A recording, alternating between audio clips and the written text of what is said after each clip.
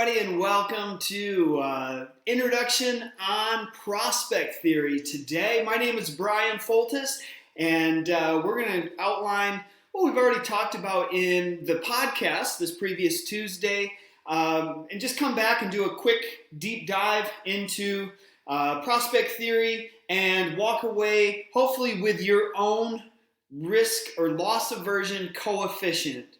And so that's what we're going to talk about today. Best way to start out is to offer you a bet or a coin flip. That coin flip is offering, if you win, it's going to be a fair coin. We're not doing any shenanigans here. There's no hidden tricks. 50-50. I'm offering $101 for this coin flip if you win. But if you lose, you've got to Zelle, Venmo, PayPal, write a check if you're good for it. $100. You're going to lose $100. And like we said, there's a 50-50 chance this would happen on this coin flip.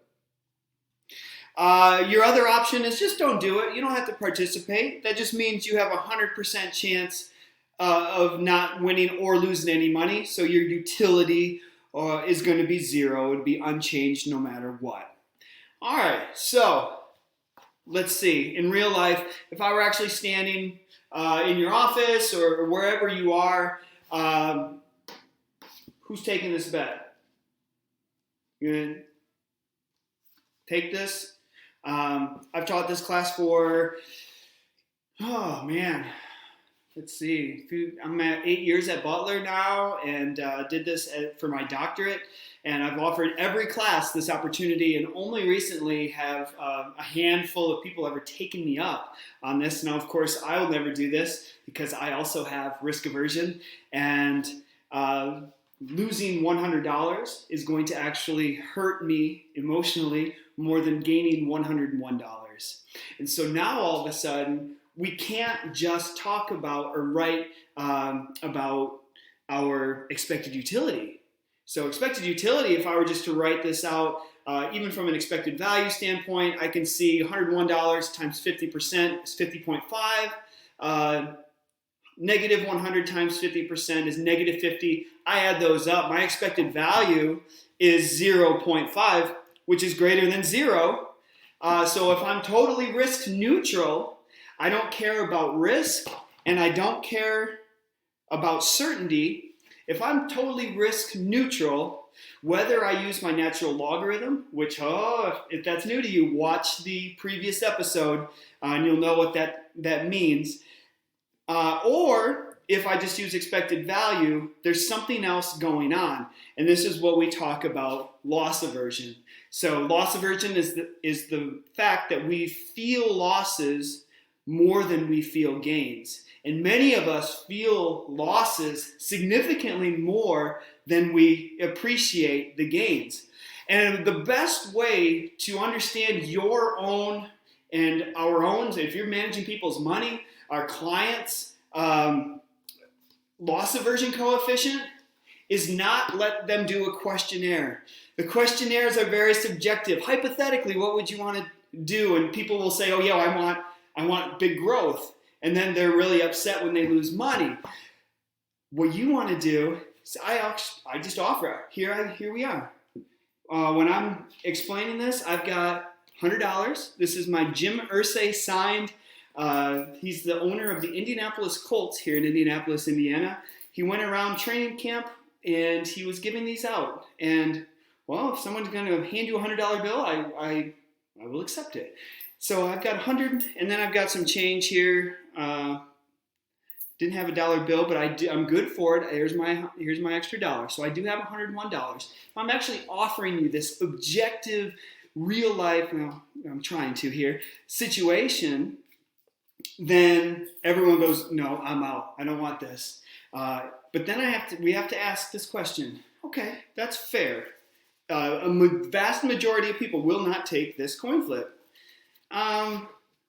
But what is your number? What is the number that you would take in order to do one coin flip? Okay, not multiple coin flips. We'll talk about, that segregation, integration stuff in a future episode, in a future podcast, but just one crack at this. What would be your number that you would need to receive? Please comment below what you have. There are no right or wrong answers. Everybody is different. If you, and this is where I started getting people, because there's gambling now legalized in Indiana. And so people will just take this. If you're a gambler, you're going to Vegas, or you're doing sports betting, and you're making a $100 bet just on a spread, you're basically saying, I'm going to accept $95, 50-50, that's what spreads are. I'm going to accept $95 in order to lose 100. So that is what we call risk seeking. People are risk seeking. They do exist. Las Vegas is built on it, and our sports betting websites and apps now are really getting people addicted, something we'll talk about later as well. But this is what we call risk seeking.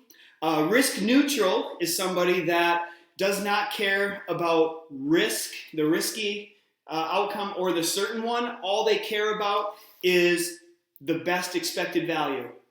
And so in this case, they would take that $101. Then there's everybody else who is loss averse or risk averse. And the average investor is $225. Okay, so they would accept $225 to take this bet. That's their least amount that they would accept to take this bet. And so we would just say that coefficient multiplied, so 225 divided by 100 is 2.25. So what that means is most people, or the average investor, feels losses 2.25 times more than they feel their gains. If I were to take this bet today, I'm going to say 175. So I'm at 1.75. I feel my losses 1.75 times more. Even though I teach this and I know this, I still feel it. And everyone's going to be different. My fiance is hyper loss aversion, so she needs to have a couple of thousand in order to take this. And so like I said, there's a huge variation, but we need to understand this about ourselves, or if you're managing people's money, about your client's loss aversion coefficient. So much more on this, but we're just getting started laying out the groundwork on loss aversion and prospect theory. So thanks for watching. If you like what you see, please slam a like, subscribe to the channel, because there's a lot more content. I'm really excited to roll this out, and if you need to contact me, I would love to hear from you. BryanFoltice.com, Instagram Bryan Foltice. Just shoot a note below. Would love to connect. Thanks, everybody. Have a wonderful day.